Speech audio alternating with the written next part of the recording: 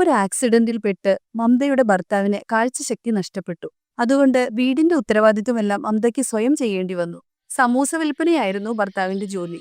ഇപ്പോൾ ആ ജോലി ചെയ്യുന്നത് മമതയാണ്. ഭർത്താവിനെയും കുഞ്ഞുങ്ങളെയും നോക്കണം, അകത്തെയും പുറത്തെയും ജോലി, ഇതെല്ലാം കൊണ്ട് അവൾക്ക് വളരെ ബുദ്ധിമുട്ടായിരുന്നു. ഭാവിയെക്കുറിച്ച് ഓർത്തായിരുന്നു അവൾക്ക് ആശങ്ക. ഇത്തരത്തിലുള്ള ആശങ്ക അവൾ ഉണ്ടാക്കുന്ന സമൂസയുടെ രുചിയെയും ബാധിച്ചു. രുചി കുറഞ്ഞു തുടങ്ങി. അല്ല മമത, എന്താ സമൂസയ്ക്കൊന്നും ഒട്ടും രുചിയില്ലല്ലോ? എനിക്കൊട്ടും ഇഷ്ടമായില്ല. അതെ, ശരിയാ സഹോദരി. രാംലാൽ ചേട്ടൻ സമൂസ ഉണ്ടാക്കിക്കൊണ്ടിരുന്നപ്പോൾ അതിന് നല്ല രുചിയുണ്ടായിരുന്നു. അദ്ദേഹം നല്ല സ്പൈസി ആയിട്ടുള്ള സമൂസ ഉണ്ടാക്കും. നിങ്ങൾ സമൂസ വിൽക്കാൻ തുടങ്ങിയപ്പോൾ ഒരു ടേസ്റ്റും ഇല്ല. വളരെ മോശമാണ് സമൂസയുടെ രുചി. ഇങ്ങനെയൊരു സമൂസ ഞാൻ ഇതുവരെ കഴിച്ചിട്ടില്ല. സന്ധ്യയോടെ മമത നിരാശയോടെ വീട്ടിലെത്തി. രാംലാലിന് അവളുടെ വിഷമം കാണാൻ കഴിഞ്ഞില്ലെങ്കിലും അവളുടെ ശബ്ദത്തിൽ നിന്ന് അവൾ വളരെ ദുഃഖിതയാണെന്ന് അയാൾക്ക് മനസ്സിലായി. മമത, നിന്റെ ശബ്ദം കേട്ടിട്ട് ഇന്ന് കച്ചവടമൊന്നും നടന്നില്ലെന്ന് തോന്നുന്നു. അല്ല, സമൂസയൊന്നും വിറ്റുപോയില്ലേ? എവിടെ വിൽക്കാനാ? ഇന്ന് വിറ്റത് ആകെ 10 സമൂസ മാത്ര. എന്റെ സമൂസയ്ക്ക് സ്വാദില്ലത്രേ. ഈ ജോലി പറ്റില്ലാന്നുണ്ടെങ്കിൽ വേറെ എന്തെങ്കിലും നോക്കാം മമത. ചിലപ്പോൾ മറ്റുള്ള ജോലികൾ ഇതിനേക്കാൾ നന്നായിരിക്കും. അങ്ങനെ മഴക്കാലം ആരംഭിച്ചു. എല്ലാ ദിവസങ്ങളിലും ചെറിയ രീതിയിൽ മഴയുണ്ടായിരുന്നു. ഈ മഴക്കാലം തന്റെ സമൂസ വിൽപ്പനയ്ക്ക് അനുയോജ്യമാകുമെന്ന് മമത വിചാരിച്ചു. അവൾ എല്ലാ ദിവസവും വീണ്ടും സമൂസ വിൽക്കാൻ ആരംഭിച്ചു. ഒരു ദിവസം വളരെ ശക്തമായി മഴ പെയ്യാൻ ആരംഭിച്ചു. ഇത്രയും ശക്തമായി മഴ പെയ്യുമ്പോൾ എന്റെ സമൂസ വാങ്ങാൻ ആരും വരില്ലെന്നാ തോന്നുന്നത്. ഞാനിനി എന്താ ചെയ്യാ? എനിക്കൊന്നും മനസ്സിലാവുന്നില്ല. ഈ സമൂസയൊന്നും വിറ്റുപോയില്ലെങ്കിൽ എനിക്ക് വലിയ നഷ്ടം വരും. എനിക്കൊരു വലിയ കുട വാങ്ങിച്ചേ മതിയാവൂ. അതിനാണെങ്കിൽ 400-500 രൂപ വരും. കുടയുണ്ടായിരുന്നെങ്കിൽ ഈ സമൂസ വിൽക്കാൻ എളുപ്പമായിരുന്നു. മമത അങ്ങനെ ആലോചിച്ചുകൊണ്ടിരുന്നപ്പോൾ അവിടേക്കൊരു വൃദ്ധനായ ആൾ കടന്നു വന്നു. മോളെ, രാവിലെ മുതൽ എൻ്റെ കുടുംബം ഒന്നും കഴിച്ചിട്ടില്ല. ദയവായി എന്തേലും കഴിക്കാൻ തരുമോ? അമ്മാവൻ വിഷമിക്കണ്ട, അവരാരും ഇന്ന് വിശന്നിരിക്കേണ്ടി വരില്ല. ഞാൻ കുറച്ച് സമൂസ തരാം. ഇത്രയും ശക്തമായ മഴയിൽ എനിക്ക് സമൂസ വിൽക്കാൻ കഴിയില്ല. അതെന്താ മോളെ, മഴയത്ത് സമൂസ വിൽക്കാൻ കഴിയുന്നില്ലെന്ന് പറഞ്ഞത്? അമ്മാവാ, വിൽക്കാൻ ആഗ്രഹമുണ്ട്, പക്ഷെ കുറച്ച് ദിവസമായി വിൽക്കാൻ സാധിക്കുന്നില്ല. അതുകൊണ്ട് കയ്യിൽ പൈസയുമില്ല. ഉണ്ടായിരുന്നതിനൊരു വലിയ കുട വാങ്ങിയേനെ. ദേ കണ്ടില്ലേ, സമൂസ നനഞ്ഞുകൊണ്ടിരിക്കുക. ഞാൻ എന്ത് ചെയ്യാനാ?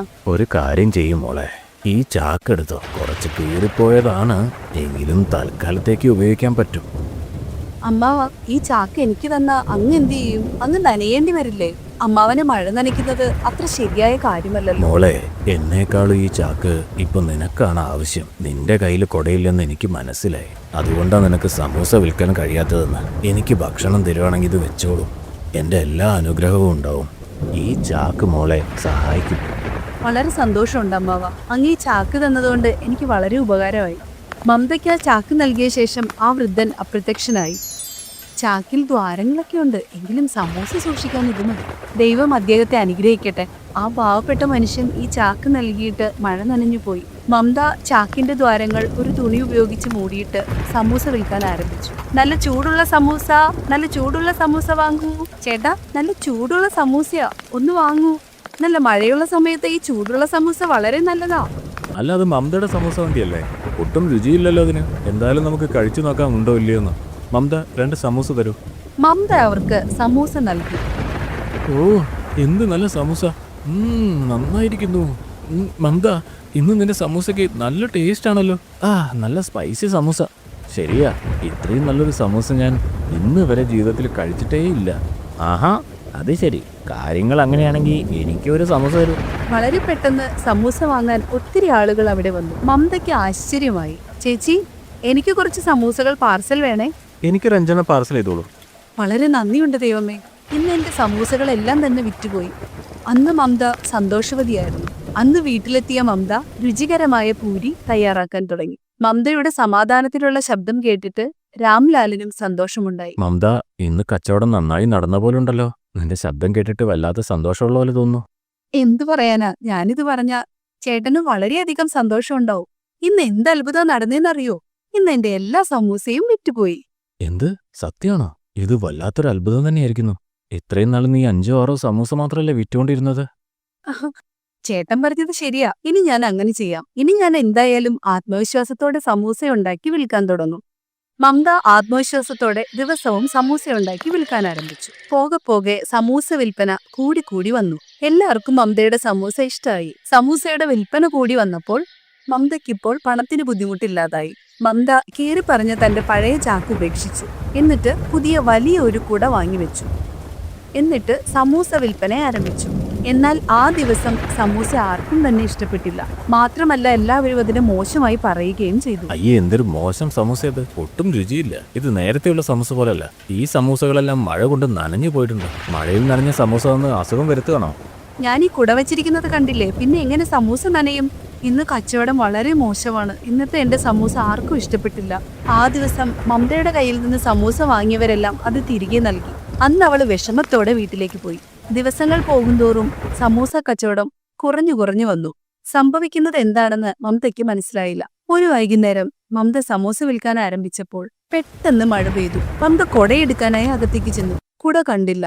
അല്ല, കുട എവിടെ പോയി? ആരെങ്കിലും എടുത്തു കാണോ? ഇനി എന്തു ചെയ്യും? ഈ കോരിച്ചൊരിയുന്ന മഴയത്ത് എന്റെ സമൂസയെല്ലാം നനഞ്ഞു പോവുമല്ലോ. ചാക്ക് എടുത്ത് വിരിക്കാം, കുറച്ചെങ്കിലും നനയാതിരിക്കുമല്ലോ. അന്ന് മമത ചാക്ക് വിരിച്ചിട്ടാണ് മാർക്കറ്റിലെത്തിയത്. നല്ല മഴയുണ്ടായിരുന്നത് കൊണ്ട് അന്ന് ഒരു മരച്ചോട്ടിൽ നിന്നാണ് സമൂസ വിറ്റത്. അപ്പോൾ അവിടെ ഒരു ഭാര്യയും ഭർത്താവും വന്ന് മമതയുടെ കയ്യിൽ നിന്ന് സമൂസ കഴിച്ചു. സമൂസ രുചിയും സ്പൈസിയാണ്. ഒരു കാര്യം ചെയ്യ്, ഒരു സമൂസ കൂടി തരൂ. അല്ല മോളെ, നിനക്ക് ഇനിയും വേണോ കഴിക്കാൻ? ഒരെണ്ണം കഴിക്കാം ചേച്ചി, സമൂസ രുചിയായിട്ടുണ്ട്. കുഞ്ഞുങ്ങൾക്ക് കൂടി പാർസൽ തരാമോ? ആളുകൾ വീണ്ടും മമതയുടെ സമൂസയെ പുകഴ്ത്താൻ ആരംഭിച്ചു. ഇത് കേട്ട് മമത വീണ്ടും സന്തോഷവതിയായി. മമത തന്റെ ചാക്കിലേക്ക് നോക്കി. തന്റെ ഈ ചാക്കാണ് അത്ഭുതമുണ്ടാക്കുന്നതെന്ന് അവൾക്ക് മനസ്സിലായി.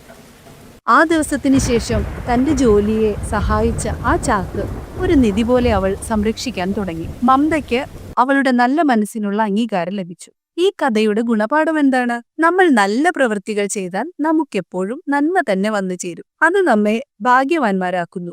അതുകൊണ്ട് തന്നെ നമ്മൾ എന്നും നല്ല നല്ല പ്രവൃത്തികൾ ചെയ്തുകൊണ്ടിരിക്കുക. സഹായം ആവശ്യമുള്ളവരെ തീർച്ചയായും സഹായിക്കണം.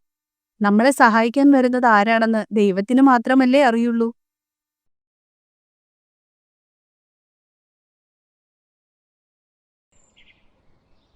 ഭർത്താവിന്റെ മരണശേഷം സുധയും അവളുടെ മകൾ പ്രിയയും തന്റെ ഭർത്താവിന്റെ അനിയനും ഭാര്യയോടൊപ്പം എങ്ങനെയോ ജീവിച്ചു.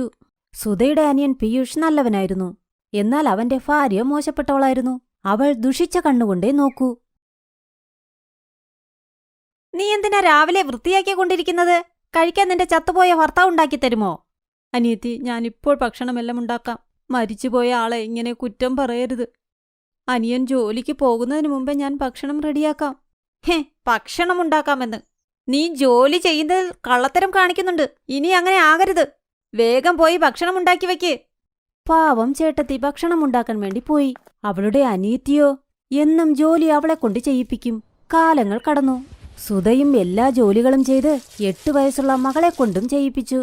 ഒരിക്കൽ സുധ ഒരുപാട് ജോലി ചെയ്തതിൽ നല്ല ക്ഷീണിതയായിരുന്നു. അതുകൊണ്ട് അവളുടെ ആരോഗ്യനില മോശമായിരുന്നു. അവൾക്കെന്തോ അസുഖവും പിടിപെട്ടു. അന്നവൾ മുറിയിൽ നിന്നും പുറത്തിറങ്ങിയില്ല. ഇത് കണ്ട് അനിയത്തി ദേഷ്യത്തോടെ വന്നു. ഇതെന്താ ഈ കാണുന്നത്? സമയം 9 മണിയായി. ഇപ്പോഴും കിടന്നുറങ്ങുവാണോ? ഇന്നെന്താ ജോലിയൊന്നും ചെയ്യാൻ ഉദ്ദേശമില്ലേ? അങ്കിതേ, ഇന്നെനിക്കെന്തോ വയ്യാഴിക തോന്നുന്നു. തലയിൽ നല്ല വേദന. ഇന്നെനിക്ക് ജോലി ചെയ്യാനൊന്നും വയ്യ. ഇത് കേട്ട് അനിയത്തി ദേഷ്യത്തോടെ പറഞ്ഞു. അത് നല്ല കൂത്തായി. വെട്ടി വിഴുങ്ങാൻ നിനക്ക് ഒരു കുഴപ്പവുമില്ലല്ലോ. എന്നാൽ ജോലി ചെയ്യാൻ നിനക്കും അവൾക്കും നല്ല ബുദ്ധിമുട്ടുണ്ട്. എന്റെ വീട്ടിൽ നിന്നും ഒരു തരി റൊട്ടി പോലും കിട്ടില്ല കേട്ടോ. നിങ്ങളുടെ സാധനങ്ങളെല്ലാം എടുത്ത് അമ്മയും മോളും ഇറങ്ങിക്കോ. അങ്കിത അവരുടെ സാധനമെല്ലാം എടുത്ത് വെളിയിലേക്കെറിഞ്ഞു. അവരെ വീട്ടിൽ നിന്ന് പുറത്താക്കുകയും ചെയ്തു. ഇങ്ങനെയൊന്നും ചെയ്യല്ലേ അനിയത്തി. എന്റെ മോളെക്കുറിച്ചൊന്ന് ചിന്തിക്ക്. ഇവളെയും കൊണ്ട് ഞാൻ എവിടേക്ക് പോകും? എനിക്ക് ഇതുവരെ എന്ത് ജോലി തന്നോ അതിനേക്കാൾ കൂടുതൽ തരൂ. 2 നേരത്തെ റൊട്ടിയും തന്നാൽ മതി. അതെയോ? അങ്ങനെയൊക്കെ നിങ്ങൾക്ക് ചെയ്യാൻ പറ്റുമോ? വേണ്ടാന്ന് പറഞ്ഞില്ലേ? എന്ത് ചെയ്യുവാ ഇവിടെ? പൊയ്ക്കോ, പോയി ഭിക്ഷയെടുത്ത് തിന്നെ. സുധ മകളോടൊപ്പം വീട് വിട്ട് പുറത്തേക്കിറങ്ങി. അസുഖം കൊണ്ട് വയ്യാതിരുന്നിട്ടും അവൾ തന്റെ മകളോടൊപ്പം നടന്നു തന്നെ പോയി. എന്നാൽ കുറച്ചു ദൂരം നടന്നുപോയി അവളുടെ അസുഖം വീണ്ടും രൂക്ഷമായി. അവൾ അവിടെ മയങ്ങി വീഴുകയും ചെയ്തു. വെള്ളം, വെള്ളം. അമ്മേ, അമ്മ ഇവിടെ ഇരിക്കെ, ഞാൻ വെള്ളം കൊണ്ടുവരാം. പ്രിയ ഓടി അടുത്തുള്ള നദിയിലേക്ക് പോയി. അവൾ ഒരു പ്ലാസ്റ്റിക് ബോട്ടിലിൽ വെള്ളവും എടുത്തു. എന്നാൽ അവൾ തിരിച്ചു വന്നപ്പോൾ സുധ അവിടെ ഇല്ലായിരുന്നു. അമ്മേ, അമ്മ എവിടെയാ പോയത്? അമ്മേ, അമ്മയില്ലാതെ ഞാൻ എങ്ങനെ ജീവിക്കും? പ്രിയ ഉറക്കെ ഉറക്കെ കരഞ്ഞു. അവൾ അടുത്തുള്ള ആൾക്കാരോട് അമ്മയെക്കുറിച്ച് ചോദിച്ചു. സാർ എന്റെ അമ്മയെ കണ്ടിരുന്നോ? ഞാനെന്താ നിന്റെ അമ്മയെ ജോലിക്കെടുത്തോ നോക്കിക്കൊണ്ടിരിക്കാൻ? മനുഷ്യനെ ചൂടാക്കാതെ ഇവിടെ നിന്ന് പോ. പ്രിയ കരഞ്ഞുകൊണ്ട് തന്റെ കുഞ്ഞമ്മയുടെ വീട്ടിൽ പോയി എല്ലാ കാര്യങ്ങളും പറഞ്ഞു. എനിക്ക് തോന്നുന്നു അവൾ ആരുടെ കൂടെ ഓടിപ്പോയെന്നാ. എന്തിനാ ഇങ്ങനെ പറയുന്നത്? എന്തു പറ്റിയെന്ന് നമുക്കറിയില്ലല്ലോ. പ്രിയമോൾ ഇനി ഇവിടെ നിൽക്കട്ടെ എന്നേ. ഞാനവളെ കയറ്റില്ല. ഇവളുടെ അമ്മ ആരുടെ കൂടെ ഓടിപ്പോയതിന് ഞാൻ നോക്കണോ? ഇല്ല ഇല്ല. എടീ, നിനക്ക് അറിയാൻ പാടില്ലാത്തതാണ്. ഇവിടെ നിൽക്കട്ടെ. 2 ഉണക്ക റൊട്ടി കൊടുത്തിട്ട് വീട്ടിലെ എല്ലാ ജോലിയും ചെയ്യിപ്പിച്ചുകൂടെ? ഇത് കേട്ടപ്പോൾ അവൾക്ക് സന്തോഷമായി. അവൾ പ്രിയയെക്കൊണ്ട് രാവും പകലും പണിയെടുപ്പിച്ചു. എന്നിട്ട് അവളുടെ മകൾ കഴിച്ചതിന്റെ ബാക്കിയും കൊടുത്തു. ഞാൻ ഈ എച്ചിൽ ഭക്ഷണം കഴിക്കില്ല. ഒരുപാട് കളിച്ചാൽ ഇതുപോലും കിട്ടില്ല കേട്ടല്ലോ. നിനക്കിവിടെ കഴിയണമെങ്കിൽ ഈ എച്ചിൽ ഭക്ഷണം കഴിച്ചേ പറ്റൂ. അവൾ ആ എച്ചിൽ ഭക്ഷണത്തിലേക്ക് നോക്കി. നല്ല വിശപ്പുള്ളതുകൊണ്ട് അവൾ ആ ഭക്ഷണവും കഴിച്ചു. ഒരിക്കൽ അവളുടെ മകൻ അൻകുഷ് അവളോട് സംസാരിച്ചു. അമ്മേ, എനിക്ക് മാക്രോണി വേണം. എന്റെ സ്കൂളിന്റെ കുറച്ചപ്പുറത്തായി ഒരു കടയുണ്ട്. അവിടുത്തെ മാക്രോണി കൊള്ളാമെന്ന് ഞാൻ കേട്ടിട്ടുണ്ട്. അച്ഛനോട് നമ്മളെ കൊണ്ടുപോകാൻ പറ. അവിടെ ഒരുപാട് ആൾക്കാർ വരുന്നുണ്ടെന്നാ കേട്ടത് മാക്രോണി കഴിക്കാൻ. ആണോ? എന്നാൽ നിന്റെ അച്ഛനോട് ഞാൻ വിളിച്ചു പറയാം. അച്ഛൻ ജോലി കഴിഞ്ഞ് വേഗം വീട്ടിൽ വരും. നമുക്ക് ഒരുമിച്ച് പോകാം. അങ്കിത ഭർത്താവിനെ ഫോണിൽ വിളിച്ചു. മാക്രോണി എനിക്കും ഒരുപാട് ഇഷ്ടമാണ്. ശരി, ഞാൻ വൈകുന്നേരം വേഗം വീട്ടിൽ വരാം. എന്നിട്ട് നമുക്ക് കടയിൽ പോകാം. വൈകുന്നേരം എല്ലാവരും ആ കടയിലേക്ക് പോകാൻ തയ്യാറാവുകയായിരുന്നു. അപ്പോൾ പ്രിയ പറഞ്ഞു, കൊച്ചിച്ച, എനിക്കും മാക്രോണി കഴിക്കണമെന്നുണ്ട്. എനിക്കും വാങ്ങിത്തരുമോ? പിന്നെ നിനക്കിപ്പോൾ മാക്രോണി തിന്നില്ലെങ്കിൽ പറ്റില്ലല്ലോ. എന്തിനാ അങ്കിത ദേഷ്യപ്പെടുന്നത്? കൊണ്ടുപോകാം. അവളും കുട്ടിയല്ലേ, അവൾക്കും കൊതി കാണും. അവരെല്ലാവരും മാക്രോണി കഴിക്കാനായി ആ കടയിലേക്ക് പോയി. അവിടെ നല്ല തിരക്കുമുണ്ട്. എന്റെ ദൈവമേ, ഇത്രയും വലിയ ലൈനോ? നമുക്ക് രാത്രിയെ നമ്പർ കിട്ടുള്ളൂ. ഒരു കാര്യം ചെയ്യാം, ഇന്ന് വേറെ എന്തെങ്കിലും കഴിക്കാം. നമുക്കിവിടെ വേറൊരു ദിവസം വരാം. അവർ തിരിച്ചു പോകാൻ ഒരുങ്ങി. അപ്പോൾ കുറച്ചുപേർ അവിടെ സംസാരിക്കുന്നുണ്ടായിരുന്നു. എന്ത് രുചിയായി ഈ മാക്രോണിക്ക്! ഇത്രയും നല്ല മാക്രോണി ഞാൻ ഇതുവരെ കഴിച്ചിട്ടില്ല. ഇത് അവളുടെ ചെവിയിലും വീണു. സത്യത്തിൽ ഇവിടത്തെ മാക്രോണി നല്ലതാണോ? നമുക്കെന്നാൽ കഴിച്ചിട്ട് പോയാൽ മതി. കുറച്ചുനേരം കാത്തിരുന്നാൽ എന്താ? കുഴപ്പമൊന്നുമില്ല. അവരും കടയുടെ മുൻപിൽ നമ്പർ കിട്ടാനായി കാത്തുനിന്നു. എപ്പോൾ അവരുടെ നമ്പർ വന്നോ, കടയിൽ നിൽക്കുന്ന സ്ത്രീയെ കണ്ടവർ ഞെട്ടിത്തെരിച്ചുപോയി. അത് വേറെ ആരുമില്ല, സുധയായിരുന്നു. സുധയെ കണ്ട് പ്രിയ ഓടിപ്പോയി അമ്മയുടെ അടുത്തേക്ക് പോയി. അവളെ കെട്ടിപ്പിടിച്ചു. അമ്മേ, അമ്മ ജീവനോടെ ഉണ്ടോ? അമ്മ എങ്ങനെ ഇവിടെ? അമ്മ അന്ന് മയങ്ങി വീണില്ലായിരുന്നോ? എന്നിട്ട് എവിടെ പോയിരുന്നു? അമ്മയെ ഞാൻ എന്തോരം അന്വേഷിച്ചു. എന്നാൽ അമ്മയെ കണ്ടെത്താൻ പറ്റിയില്ല. മോളെ, അന്ന് എനിക്ക് തീരെ വയ്യാതെ ഞാനന്ന് കിടന്നിരുന്നപ്പോൾ എന്നെ ആരെങ്കിലും രക്ഷിക്കൂ. എന്റെ മോള് അനാഥയാകരുത്. അവിടെ അപ്പോൾ ഒരു വൃദ്ധൻ കടയുമായി വന്നു. അയ്യോ മോളെ, നിന്റെ ആരോഗ്യനില വളരെ മോശമാണ്. എന്റെ കൂടെ വാ, ഞാൻ നിനക്ക് മരുന്ന് വല്ലതും തരാം. എന്നാൽ എനിക്ക് ഒന്നും പറയാൻ ബോധമില്ലായിരുന്നു. ഇദ്ദേഹം എന്നെ വീട്ടിലേക്ക് കൊണ്ടുപോയി. ഇദ്ദേഹത്തിന് മക്കളാരുമില്ല. അതുകൊണ്ട് ഇദ്ദേഹം എന്നെയും കൂടെ കൂട്ടി. അതോടുകൂടി ഈ മാക്രോണി ഉണ്ടാക്കാനും എന്നെ പഠിപ്പിച്ചു. ഞാൻ നിന്നെ ഒരുപാട് അന്വേഷിച്ചു. എന്നാൽ നിന്നെയും കാണാൻ പറ്റിയില്ല മോളെ. ഞാൻ ചെറിയച്ഛൻ്റെ വീട്ടിലേക്ക് തിരിച്ചു പോയിരുന്നമ്മേ. അവിടേക്ക് പോകില്ല എന്നാണ് ഞാൻ കരുതിയത്. അതുകൊണ്ടാണ് ഞാൻ അന്വേഷിക്കാത്തത്. ആ, നീ വന്നല്ലോ. ഇനി അമ്മയുടെ കൂടെ കഴിഞ്ഞാൽ മതി. വേണ്ട ചേച്ചി, രണ്ടുപേരും എന്റെ കൂടെ എന്റെ വീട്ടിലേക്ക് വരൂ. ഈ വൃദ്ധനെ വിട്ടേക്കൂ. നമുക്ക് സ്വന്തമായി റെസ്റ്റോറന്റ് തുടങ്ങാം. അവിടെ മാക്രോണി ഉണ്ടാക്കി വിൽക്കാം. നമുക്ക് പണവും ഉണ്ടാക്കാമെന്നേ. ഇല്ല, ഞാൻ ഇദ്ദേഹത്തെ വിട്ടിട്ട് വരില്ല. ആര് കാരണമാണോ ഞാൻ ഇത്രയും പണം ഉണ്ടാക്കിയത്, അദ്ദേഹത്തെ വിട്ടിട്ട് എനിക്ക് നിങ്ങളുടെ കൂടെ വരാൻ പറ്റില്ല. ഒരിക്കലുമില്ല. എന്റെ കടയിൽ വന്നതല്ലേ, ഞാനുണ്ടാക്കിയ മാക്രോണി കഴിച്ചിട്ട് പോ. എന്നാൽ എന്നെ കൂടെ കൂട്ടാമെന്നുള്ള കാര്യം മനസ്സിൽ വെച്ചിരുന്നാൽ മതി. അങ്കിത കണ്ടു എങ്ങനെയാണ് തന്റെ ചേട്ടത്തി ഇത്രയും ടേസ്റ്റിയായ മാക്രോണി ഉണ്ടാക്കി പൈസയുണ്ടാക്കുന്നതെന്ന്. അവൾ ചെയ്തതിൽ അവൾക്ക് പശ്ചാത്താപം തോന്നി. എന്നാൽ നിസ്സഹായാണ്.